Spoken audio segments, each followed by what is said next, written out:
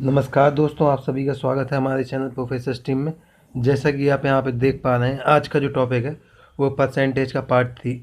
तो चलिए फ्रेंड्स, हर एक लेक्चर की तरह मैं आज इस लेक्चर में भी आपसे कहूँगा कि इन क्वेश्चन को आप पहले पॉज करके खुद से लगाने का प्रयास करें और फिर मेरे द्वारा लगाए गए मेथड का इस्तेमाल करें। तो चलिए फ्रेंड्स, आप पहले पॉज करके खुद से क्वेश्चन सॉल्व करें।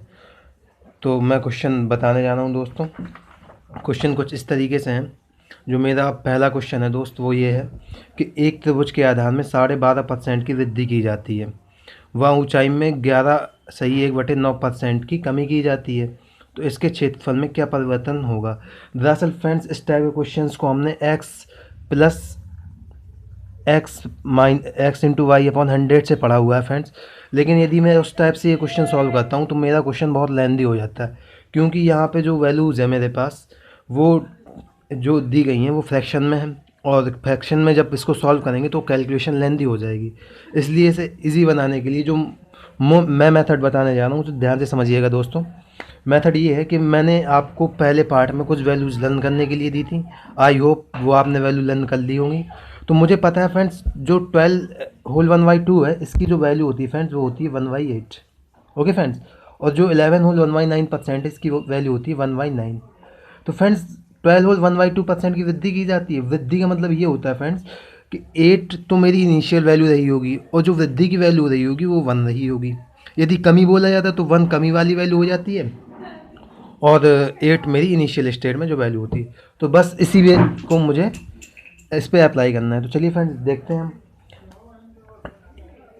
12.5% की वृद्धि की जाती है 1/8, तो वो जो वैल्यू है वो कितनी की गई, 8 से 9। मतलब 8 से 9 मतलब पहले 8 रही होगी वैल्यू, एक बढ़ गई होगी, क्योंकि इस पर वृद्धि की बात की है। नेक्स्ट में मुझसे क्या बोला गया है, कमी की गई है, तो कमी यहाँ पे 1/9 है। तो फ्रेंड्स क्या होना चाहिए, 9 से 8। समझ पा रहे हैं ना दोस्तों।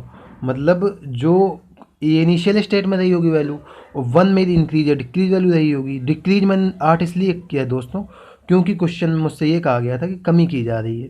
तो यहाँ पे जो फ्रेंड्स आएगा मेरे पास, वो ये 9 से 9 कट हो जाएगा, और ये 8 से 8 कट हो जाएगा। ये भी 1 रहेगा, ये भी 1 रहेगा। तो फ्रेंड्स, कोई भी चेंज नहीं होगा यदि किसी आधार के क्षेत्र में 12% की वृद्धि करें और ऊंचाई में 11/1/9% की कमी करें, तो फ्रेंड्स इस पर किसी भी प्रकार का चेंज नहीं होगा।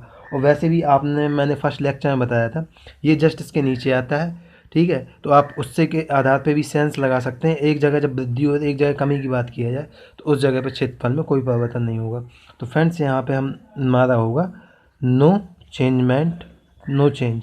प्रॉफिट में कोई भी चेंज नहीं होगा, यही इसका आंसर हो जाएगा फ्रेंड्स। चलिए नेक्स्ट क्वेश्चन पे आता हूँ फ्रेंड्स। टिकट कंपनी के मालिक ने टिकट के मूल्य में 33.3% की वृद्धि की, जिससे दर्शकों की संख्या में 50% की वृद्धि हो गई, तो राजस्व कितने परसेंट से बढ़ जाएगा। फ्रेंड्स, वैसे ऐसा पॉसिबल नहीं है, लेकिन क्वेश्चन में मुझे बोला गया तो मुझे करना पड़ेगा। दरअसल क्वेश्चन में ये होना चाहिए इस जगह पे कि 50% की कमी हो गई, क्योंकि एक चीज़ आप कॉमन सेंस ये कहता है कि जब टिकट का मूल्य बढ़ाया जाएगा तो दर्शकों की संख्या में कमी होनी चाहिए। लेकिन जब मुझसे क्वेश्चन में बोला है तो मुझे क्वेश्चन तो सॉल्व करना ही पड़ेगा फ्रेंड्स। तो चलिए देखता हूँ। 33/1/3% का मतलब क्या है। हालांकि क्वेश्चन लैंग्वेज आ जाएगा, सॉल्यूशन सही है, लेकिन जनरली जो कॉमन सेंस है वो यहाँ पे कमी होना चाहिए, क्योंकि टिकट के मूल्य में जब भी वृद्धि की बात होगी तो दर्शकों की संख्या में कमी की बात कहेगा फ्रेंड्स। ठीक है, लेकिन क्वेश्चन में कहा गया तो इसे हमें सॉल्व भी करना पड़ेगा। तो 33 होल 1/3 की वैल्यू कितनी है फ्रेंड्स, 1/3 रहती है। Okay friends. और 50% की जो वैल्यू है वो कितनी रहती है, 1/2 रहती है। अब इस पर भी वृद्धि कर रहा है, तो 3 से वैल्यू कितनी होगी मेरे पास, 4। और यहाँ पे वैल्यू कितनी होगी, 2 से 3, क्योंकि एक बढ़ जाएगी। तो चलिए फ्रेंड्स, 3 से 3 का कट हो जाएगा, 2 से 2 कट हो जाएगा, तो यहाँ पे 2 आएगा। यहाँ पे फ्रेंड्स 1 आएगा, क्योंकि कुछ है ही नहीं है, और यहाँ पे 2 आ जाएगा। तो ये आएगा। मतलब इनिशियल स्टेट में पहले जो कंपनी का राजस्व हो रहा था वो 1 रुपये का हो रहा था, बाद में क्या हो रहा है, 2 यूनिट का हो रहा है। तो कितना यूनिट बढ़ा है फ्रेंड्स, यहाँ से मेरे पास जो बढ़ा है वो फ्रेंड्स बढ़ा 1 यूनिट। अब ये 1 यूनिट किस पे बढ़ेगा, 1 ही पे तो बढ़ेगा, क्योंकि इनिशियल में कितना था, 1। 1/1 की वैल्यू कितनी होगी friends, 100%। Okay friends. Next question पे आइए। चीनी के खपत में चीनी के मोल में जब 14.2/7% की वृद्धि की जाती है, तो गृहिणी अपनी खपत में 12.5% की कमी कर देती है। ये चलिए क्वेश्चन सही है। कोई, क्योंकि देखिए एक जगह पे वृद्धि बोला है, एक जगह पे कमी है, क्योंकि आप भी सेंस लगा सकते हैं इस पर कि जब चीनी का मूल्य बढ़ेगा तो हमें कुछ ना कुछ कमी करनी होगी, या फिर कुछ लोग नहीं करते हैं तो क्वेश्चन में उसी हिसाब से डिसाइड करेंगे।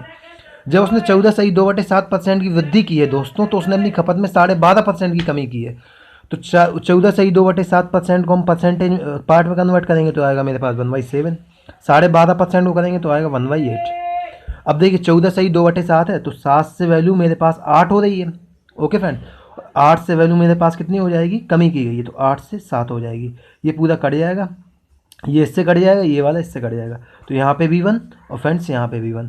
तो कोई भी चेंज नहीं हो, क्योंकि यहाँ पे 0% आएगा या मेरे पास 0% का चेंज, 0, तो मतलब 0% का चेंज। 0% का चेंज ये हुआ कि यदि चीनी की मूल्य में यदि 14.2% की वृद्धि होती है और उसकी खपत में हम 12.5% की कमी करते हैं, तो फ्रेंड्स कोई भी चेंज नहीं होगा। और वैसे भी मैंने यदि अपने प्रीवियस लेक्चर को उठा करके देखूं तो मैंने इस टाइप का क्वेश्चन कराया हुआ, यदि 14.2/7% की वृद्धि की जाए और यहाँ पे यदि मैं करूँ कि 12.5% नहीं है मेरे पास, और ये कहा है कि बिल्कुल भी चेंज नहीं हुआ है, तो उसका आंसर मेरे पास 12.5% आएगा। आई होप आपने ये वैल्यू लर्न कर ली है, और मुझे कमेंट बॉक्स पे ये ज़रूर बताइएगा कि किन स्टूडेंट्स ने वैल्यू लर्न की हुई है, या फिर ये हो जाएगा कि मुझे आगे हेल्पफुल होगा, क्योंकि मैं अभी ये सारी चीज़ें आपको बताते चल रहा हूँ कि डायरेक्ट लिख रहा हूँ, तो आपको मैं समझा भी सकता हूँ। तो आप मुझे बताइए जिन स्टूडेंट ने वैल्यू लर्न नहीं की हैं, तो मैं उसको एक्सप्लेन करूँ, आप मुझे कमेंट पे ज़रूर अपनी राय दें कि किस तरीके से मैं चलूँ, क्योंकि मैं डायरेक्ट वे लिख रहा हूँ, ये सोच करके आपने वैल्यू लर्न कर लिए होंगे। चलिए नेक्स्ट क्वेश्चन पे आते हैं। नेक्स्ट क्वेश्चन क्या है फ्रेंड्स मेरे पास, एक मशीन की कीमत 3.56 लाख है। 2 वर्षों में क्रमशः 12.5% व 33.1/3% की वृद्धि होती है, तो मशीन के मूल्य में कितने प्रतिशत की वृद्धि होगी। तो फ्रेंड्स देखिए दोनों बार वृद्धि की है, तो हम 1/8 पहले इसकी वैल्यू लिख लें, और इसकी वैल्यू कितनी है मेरे पास 1/3। तो वो दोनों में वृद्धि कह रहा है, तो पहले 8 से वैल्यू मेरे पास कितनी होगी फ्रेंड्स, 8 से 9 हो जाएगी, और यहाँ पे 3 से 4 हो जाएगी। ओके फ्रेंड्स, यहाँ पे देखिए 3 से मैं 9 को कट करूँगा तो यहाँ पे आएगा 3, यहाँ पे 4 से मैं 8 को कट करूँगा तो यहाँ पे आएगा 2, तो यहाँ पे ये 1 आ जाएगा, तो यहाँ पे आएगा 2 और यहाँ पे आएगा 3। तो अब जो इंक्रीज वैल्यू है फ्रेंड्स वो कितनी हो रही, 2 से मेरे पास 3 हो रही है, तो कितने का डिफरेंस आ रहा है, 1 का। अब 1 का जो आ रहा है चेंज, वो किस पे कंपेयर किया जाएगा, 1/2 पे कंपेयर किया जाएगा, जिसकी वैल्यू कितनी होगी फ्रेंड 50%। देखो 1/2 की वैल्यू मैंने डायरेक्ट यहाँ पे 50% इसलिए लिख दी क्योंकि मुझे पता है कि मुझे वैल्यू लर्न है, आपको भी लर्न होगी, यदि नहीं है तो आप मुझे कमेंट बॉक्स पे ज़रूर बताइएगा। और क्वेश्चन पे एक बात आपको ये ध्यान देनी है, क्वेश्चन को इसलिए मैंने हाईलाइट किया था कि ये 3.56 लाख का कोई भी रोल नहीं है, क्योंकि यहाँ पे जो वर्ड है वो कितने परसेंट। यदि क्वेश्चन में ये पूछता है कि कितनी वृद्धि हुई है, तो फ्रेंड्स 3.56 लाख मेरा इनिशियल स्टेट में था, है ना, तो इसका मैं 50% निकालूंगा, जितना भी आएगा इस पर मैं ऐड कर दूंगा, वही मेरा फाइनल आंसर हो जाएगा। समझ पा रहे हैं ना दोस्तों। चलिए मैं किए देता हूँ, यहाँ पे जैसे लिखा है 3.56 लाख है, तो इसका मुझे कितना निकालना है फ्रेंड्स, 50% एक्स्ट्रा बढ़ाना है। तो 50% की वैल्यू कितनी होती है मेरे पास 3/2, मतलब 1/2 होती है, 1/2 से कितना हो जाएगा 3/2। इसकी वैल्यू निकाल लेंगे, जो भी वैल्यू निकल के आएगी वो आपका फाइनल आंसर हो जाएगी फ्रेंड्स। ये एक साइड में क्वेश्चन था, लेकिन बताना भी ज़रूरी था। नेक्स्ट क्वेश्चन अब देखते हैं फ्रेंड्स। किसी शहर की आबादी 7,89,000 है, प्रथम वर्ष इस नगर की आबादी में 11.1/9% की वृद्धि होती है। चलिए फ्रेंड्स दोबारा से रिपीट कर देता हूँ। किसी शहर की आबादी 7,89,000 है, प्रथम वर्ष इस नगर की आबादी में 11.1/9% की वृद्धि होती है, वह दूसरे वर्ष 20% की कमी होती है, तो जनसंख्या में क्या प्रभाव पड़ेगा। 11/1/9 की वैल्यू कितनी है फ्रेंड्स 1/9। ओके फ्रेंड्स, और जो 20 इसकी वैल्यू कितनी है 1/5। तो पहले तो ये देखना है वृद्धि हो रही है, तो वृद्धि के लिए मैं क्या करूँगा 9 से 10, ठीक। और बाद में क्या कह रहा है कमी के लिए मैं क्या करूँगा यहाँ पे 5 से 6, कमी के लिए मैं यहाँ पे करूँगा 5 से 4। क्लियर फ्रेंड्स, क्योंकि 1/5 से कमी की बात की है यहाँ पे, तो 5 से 4 हो जाएगी मेरे पास वैल्यू, और यहाँ पे 9 से 10 हो जाएगी क्योंकि यहाँ पे वृद्धि की बात की है।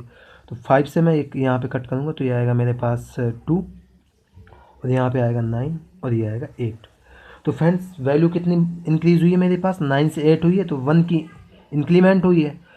1 किससे इंक्रीमेंट हुई, इनिशियल वाली से, तो 1/9 की वैल्यू हो जाएगी फ्रेंड्स 1/9% की वृद्धि, क्योंकि फ्रेंड सॉरी कमी होगी ये, क्योंकि ये जो यहाँ पे आ रहा है 8 आ रहा है, 8 का मतलब 9 से 8 हो रही है, तो स्पष्ट है कि कमी हो रही है, कमी के लिए मैं सिंबल डाउन साइज लिखूंगा यहाँ पे फ्रेंड्स। क्लियर है दोस्तों। चलिए नेक्स्ट क्वेश्चन पे आते हैं। नेक्स्ट क्वेश्चन मेरा यही है, यदि बेलन के अंतस्थ काट के क्षेत्रफल में 12.5% की कमी करें व इसकी ऊंचाई में 20% की वृद्धि करें तो इसके आयतन में कितने प्रतिशत का प्रभाव पड़ेगा। तो 12.5% की वैल्यू मुझे पता है 1/8 होती है, 20% की वैल्यू फ्रेंड्स 1/5 होती है। अब 12.5% की कमी की गई तो वैल्यू मेरी 8 से 7 हो जाएगी। यहाँ पे वृद्धि की बात कर रहा है तो 5 से 6 हो जाएगी। चलिए फ्रेंड्स कुछ काट के देख लेते हैं। यहाँ पे 4 आएगा आपका, यहाँ पे 3 आएगा, यहाँ पे कितना है 20, यहाँ पे आया 7×21, तो फ्रेंड्स वैल्यू जो है मेरी 20 से 21 हो रही है। 20 से 21 होने का मतलब यहाँ पे ये हुआ फ्रेंड्स कि 20 से 21 हुई है तो एक वैल्यू मेरी इंक्रीज़ हुई है, किस पे हुई है 20 पे हुई है, तो 1/20, 1/20 को फ्रेंड्स मुझे पता है कितनी होती है 5% होती है। यही मेरा आंसर हो जाएगा। किस पे का कितना परसेंट का प्रभाव पड़ेगा, तो ये इंक्रीमेंट हो जाएगा आयतन में। ठीक है फ्रेंड्स, तो चलिए आई होप आपने वैल्यू लर्न की है। यदि नहीं की है तो आप मुझे वीडियो में ज़रूर बताइएगा कमेंट बॉक्स में, जिससे मुझे ये पता चल पाए कि आप को मैं किस तरीके से एक्सप्लेन कर सकूं। आपका बहुत बहुत धन्यवाद।